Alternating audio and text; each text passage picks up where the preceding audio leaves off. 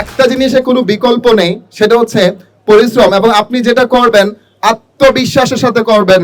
যত প্রতিবন্ধকতা আসুক না কেন, আমাকে পরিশ্রম করতে হবে, আমার স্বপ্নটা বাস্তবায়ন করতে হবে। আজকে আমরা প্রতিজ্ঞা করছি আমাদের সর্বোচ্চ দিয়ে আপনাদেরকে, আমাদের সর্বোচ্চ মেধা শক্তি শ্রম যেটা আছে আমরা আপনাদেরকে দিতে চাই, আপনাদেরকে সহযোগিতা করতে চাই, আপনার লক্ষ্যে আমরা আপনাকে পৌঁছে দিতে চাই। সাফল্য বলেন আর যেটাই বলেন না কেন, এর পিছনে অনেক বড় প্রতিবন্ধকতা থাকে। তো যেখানে প্রতিবন্ধকতা নাই সেখানে আসলে সফলতার গল্প বলা যায় না। যে কেউ সফল হোক না কেন, সো তার পিছনে অনেক হিস্ট্রি থাকে, স্টোরি থাকে সফল হওয়ার জন্য, রাইট?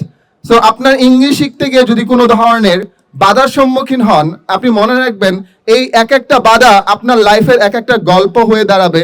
আপনার পরিশ্রম করে যান, আপনার স্বপ্নটাকে বাস্তবায়ন করার জন্য রাত দিন কঠোর পরিশ্রম করেন, স্বপ্ন ইনশাল্লাহ বাস্তবায়ন হবে।